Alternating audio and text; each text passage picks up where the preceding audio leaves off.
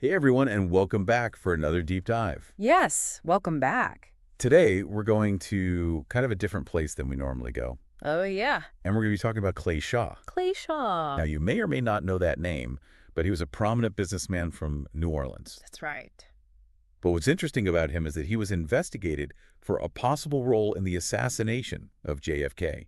Yeah, it's a really strange story. Yeah. You think about the JFK assassination, you think about Dallas, you think about Oswald. Right, Lee Harvey Oswald. Exactly. Yeah. But this goes way beyond that. Yeah. And into New Orleans, and this district attorney, Jim Garrison, who was just convinced that there was a conspiracy, and Clay Shaw somehow ended up right in the middle of it. Yeah, and so the main source that we're going to be looking at today for this deep dive is this article in the Third Decade. Okay. And the Third Decade is kind of a journal that goes really in-depth into a lot of, like, JFK assassination research. Right. And this one was really interesting because it's one of those things where it's like, oh, you start reading and you're like, wait a minute, like, what is going on here? Yeah. So we're going to try to untangle it for you today. Yeah. So let's just start off with the basics. Like, who was Clay Shaw? So Clay Shaw, on the surface, very respectable guy. Okay. Decorated war veteran, spoke multiple languages. Right. Ran the International Trade Mart in New Orleans. Okay. And a big supporter of the arts. He was practically New Orleans royalty. So he's got it all going on. He really did. Yeah. But then you start to dig a little deeper. So are we saying that this hidden life could have played a role in the events surrounding the assassination? It's a question worth considering. Okay. But, we have to go even beyond New Orleans because there's evidence that Shaw's world was much bigger than anyone realized. Okay, so now you're talking about CIA connections. Exactly. The article mentions this former CIA officer, Victor Marchetti, Okay. and he claimed that Shaw was a contract agent for the CIA. Really? And he wasn't the only one to make that claim. Oh, wow. David Ferry, Oh, yeah, that name? another name that keeps popping up in these JFK assassination theories. Right. He was also allegedly connected to the CIA. Wow, okay. And the article says there's actually documentation Okay. to back this up. Wow. Declassified CIA memos acknowledge Shaw's involvement in what they call clandestine counter-strategic activities. Okay, hold on. It's a mail... Clandestine counter-strategic activities. Yeah. What does that even mean? Basically think Cold War spy stuff. This was a time when the U.S. and the Soviets were playing a very high-stakes game. Right.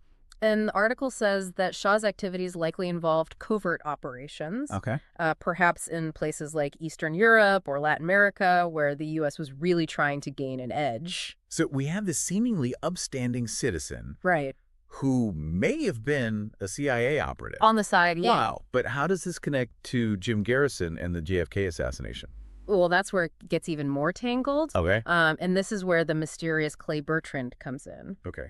Now, you might remember this name was given by an attorney named Dean Andrews Jr. Right. And he claimed that Bertrand contacted him after the assassination, wanting to discuss defending Lee Harvey Oswald. Right. Yeah, I remember that. Yeah. So Andrews eventually recanted his story, but Garrison was hooked. He was like, I'm going to find this Clay Bertrand. Exactly. Yeah. He became fixated on uncovering this conspiracy. Right. And through some leaps of logic and some really shaky witness testimonies, Okay. he landed on Clay Shaw. Oh. Saying that Clay Shaw was Clay Bertrand.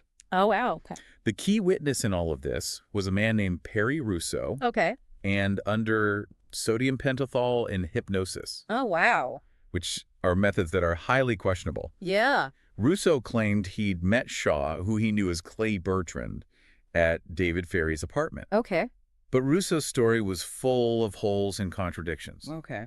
And Garrison's investigators weren't exactly playing by the rules. Right. A lot of leading questions and pressure tactics. Yeah, things that could have easily swayed a witness. Right. But even with all these red flags, Garrison was determined to make his case. Wow. So he truly believes that Clay Shaw is part of this conspiracy. He really did. Wow. And he saw Clay Shaw as this central figure. Okay. But in doing so, he ended up putting a man on trial based on speculation and flimsy evidence. Okay. So what happened? Did Garrison get his man?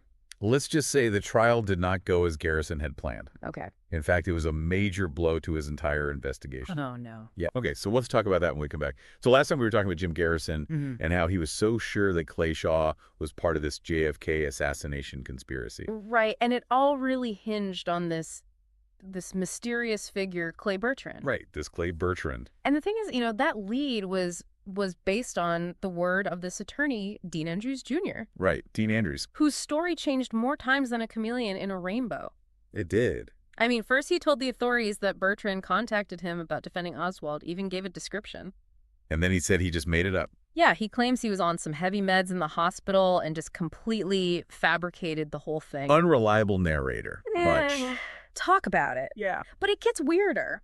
Okay. Later, he tells the Warren Commission that Bertrand was real, but then he gives different descriptions and details about their supposed encounters. Wow. Yeah. And then he even claimed that his office was broken into and that he'd seen Bertrand again, but later admitted those were lies, too. So basically, the foundation of Garrison's case was built on quicksand. Pretty much, yeah. Wow. And it wasn't just the Bertrand lead that was shaky. Okay. The article highlights a bunch of other instances where it seems like Garrison was more interested in grabbing headlines than finding actual evidence. Oh, like what? Well, like when he publicly accused Eugene Edgar Bradley, this right-wing activist, of being involved in the assassination. Right. Based on these weak witness statements and a single photograph. Wow. And let's not forget his attempts to link the assassination to the KGB. Oh, yeah. He even contacted the Soviet embassy in Mexico City fishing for information. Sounds like he was just casting a really wide net, hoping to catch something, anything to support his theory. Yeah, it definitely seems that way. And all these sidetracks, while they were attention-grabbing, they ultimately took the focus away from the supposed evidence against Clay Shaw. Right. Okay, but let's be fair to Garrison. Okay. He wasn't exactly operating in a vacuum. The article mentions that the FBI was openly against his investigation, and the CIA, who had their own secrets to protect, weren't exactly helpful either. No, they weren't. And even the Justice Department under Attorney General Ramsey Clark publicly criticized Shaw's arrest and Garrison's methods. So Garrison had a lot of powerful people pushing back against him. He did. It was a real uphill battle. It makes you wonder if he ever stood a chance. Right. But in the midst of all this chaos, Yeah. Garrison's investigation did have some unintended consequences, right? Absolutely. Like what? Well, the Zapruder film, for example. Right, the Zapruder film. Because Garrison kept showing it during the trial, it ended up being seen by a much wider audience. So a trial focused on a shaky conspiracy theory actually helped bring more attention to the actual evidence of the assassination. Exactly. It's kind of ironic, isn't it? Yeah. And it wasn't just the Zapruder film, Garrison's digging, even if it went off track, did bring to light some intriguing connections between Shaw and David Ferrie. And it raised questions about Shaw's CIA ties that researchers are still trying to figure out today. It's like a historical mystery novel with some pages ripped out. Yeah, we may never have the full story, but the search for those missing pieces keeps revealing new clues and perspectives. That's what makes studying history so fascinating. It really is. It's not always about finding those definitive answers. Right. Sometimes it's more about grappling with the unknowns, challenging what we think we know, and trying to piece together those fragments to understand the past. It's also a good reminder to be careful about confirmation bias. Oh, absolutely. That's when you only look for information that supports what you already believe, even if it means ignoring evidence to the contrary. Right. And it seems like that's what happened with Garrison. He was so convinced of this conspiracy that he overlooked all the holes in his own case. Yeah, it's a trap we can all fall into, especially when we're dealing with something as traumatic and emotionally charged as the JFK assassination. It's important to be critical thinkers, to weigh the evidence carefully, and to consider different viewpoints before jumping to conclusions. And speaking of evidence, the article also mentions this group of witnesses from Clinton, Louisiana, who claim to have seen Oswald Ferrie and maybe even Shaw together during a Vader registration drive. Right, the Clinton witnesses. Yeah. They could have provided some really explosive testimony, but there were a lot of questions about their credibility. Yeah, the defense argued that their memories were unreliable, and they even brought in a meteorologist to challenge the recollections of the weather that day. Wow, talk about attention to detail. Right. And to make things even more complicated, Shaw's co-workers from the International Trade Mart testified that he was working long hours around that time, so he wouldn't have had time for any secret meetings. So airtight alibi case closed. Well, not quite. Shaw did admit to visiting a farm outside Clinton a few times, so there's still this sliver of a chance that he could have crossed paths with Oswald and Ferrie. Ugh, it's these little inconsistencies and gaps in the timeline that make it so hard to know for sure what really happened. I know, it's frustrating, isn't it? Yeah. And that's why people are still debating Clay Shaw's role in all of this. It's like looking at a historical Rorschach test. Right. People see what they want to see, interpreting the evidence through their own beliefs and biases. So how do we make sense of it all? Well, the best we can do is approach it with a critical eye, question everything, and be open to the possibility that the truth is probably more complex than any one theory can explain. This has been quite a ride so far. It has. And we're not finished yet. No, we're not. When we come back, we'll explore what happened after the trial, the lingering mysteries surrounding Clay Shaw, and what this whole investigation means for our understanding of the JFK assassination.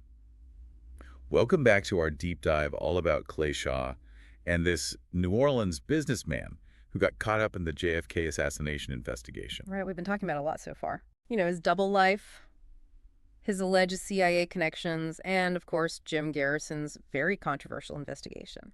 And last time we kind of left off with the trial where he was acquitted of conspiracy charges. Right. You would think that'd be the end of it. You'd think. Not for Jim Garrison. No.